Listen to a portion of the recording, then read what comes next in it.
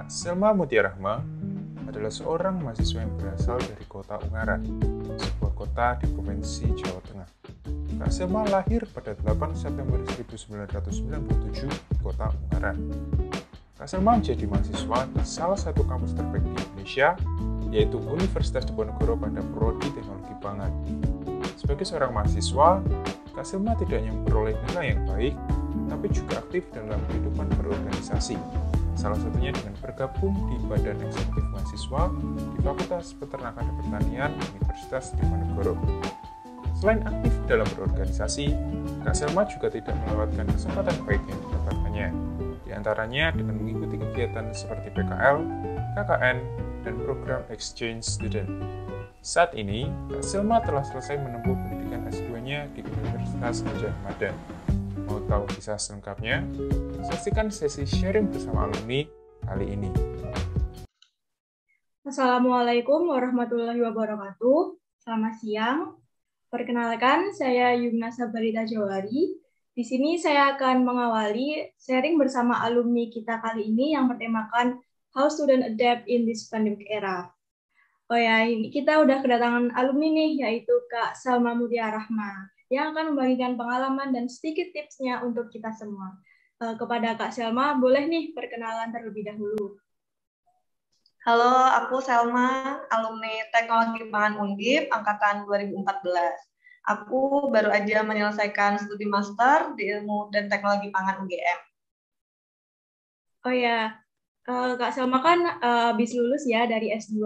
Boleh nih ceritain ke kita gimana ceritanya dari awal jadi mahasiswa sampai sekarang udah lulus S2.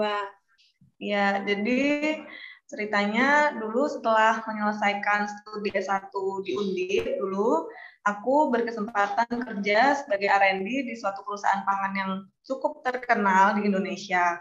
Lalu setelah 8 bulan bekerja, aku menyadari kalau ilmu yang aku miliki tentang dunia pangan di Indonesia ternyata memang masih sangat terbatas.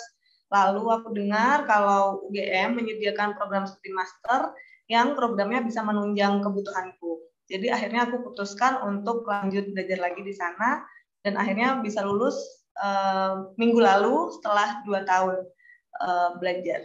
Berarti Kak Selma termasuk dapat kuliah daring ya berarti kemarin?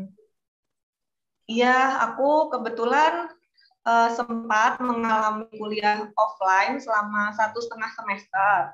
Lalu kemudian dilanjutkan dengan online sampai lulus. Tapi ketika penelitian yang perlu dilakukan di lab, bisa tetap dilakukan di lab, tapi dengan protokol kesehatan yang berlaku pada saat itu. Oh ya Kak, mau tanya nih, kalau misalnya buat kuliah online gitu, cara bersosialisasinya gimana ya kira-kira? Biar kita tetap punya banyak teman gitu kan? Iya, aku sangat menyadari ya kesulitan yang harus dihadapi adik-adik. Menurutku cara teraman untuk bisa bersosialisasi di era seperti ini adalah dengan memanfaatkan teknologi ya sebaik-baiknya. Nah, kita bisa loh sebenarnya memilih buat bisa tetap melakukan diskusi atau mengambil peran dalam komunitas secara online. Selain itu, agar tidak jenuh, adik-adik kan juga bisa melakukan bermain game, nonton film, atau olahraga secara online kan bersama teman-teman. Aku yakin adik-adik juga bisa mengakses fasilitas-fasilitas tersebut yang tersedia dalam banyak platform. Jadi banyak pilihan.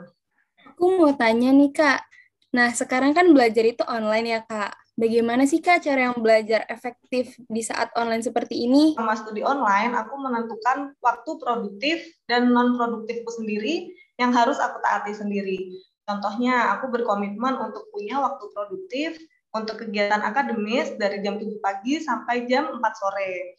Diselingi jam istirahat mulai jam 12 sampai jam 1 siang. Nah, semua kegiatan perkuliahan, tugas, laporan, semuanya hanya dikerjakan pada waktu-waktu tersebut. Itu akan menyempatkan melakukan kegiatan non-akademis mungkin disepakati pukul 7 sampai 9 malam maksimal. Nah, adik-adik juga bisa menentukan waktu-waktu yang bisa disepakati oleh diri sendiri dan berkomitmen juga untuk melaksanakannya. Nah, mungkin ini pertanyaan terakhir dari saya ya, Kak. Saya mau bertanya perihal manajemen waktu. Di masa online seperti ini kan pasti juga butuh manajemen waktu yang super duper baik dan bagus ya. Ini kira-kira tips dan cara-caranya gimana ya, Kak? Tentu aja hal tersebut bisa dilakukan dengan membuat skala prioritas ya. Jadi adik-adik bisa menentukan skala prioritas adik-adik sendiri, lalu dieksekusi dengan perencanaan yang baik. Toolsnya ada banyak, bisa pakai notes, bisa pakai reminder, bisa juga menulis manual di jurnal masing-masing. Juga dibantu dengan menentukan waktu-waktu produktif seperti yang aku ceritakan tadi sebelumnya, untuk mengatur fokus, juga mengurangi stresnya adik-adik juga. Wah, kita udah dapet jawaban nih yang sangat bermanfaat dari Kak Selma. Boleh nih sebelum menutup acara ini, Kak Selma memberikan closing statement kepada kita semua biar kita selama kuliah ini semakin semangat dan besok kedepannya bisa kayak Kak Selma. Aku yakin adik-adik bisa menjalani studi di era pandemi yang sulit ini dengan baik. Aku harap juga adik-adik bisa mengumpulkan keberanian untuk mencoba hal-hal baru, mencoba sesuatu yang awalnya belum bisa, sampai nanti bisa menjadi bisa, juga berani mengambil kesempatan-kesempatan yang ada karena inilah waktu yang tepat. Oh ya, terima kasih Kak Selma atas waktunya yang sudah menyempatkan untuk kita semua. Sebelumnya, mari kita tutup. Wassalamualaikum warahmatullahi wabarakatuh.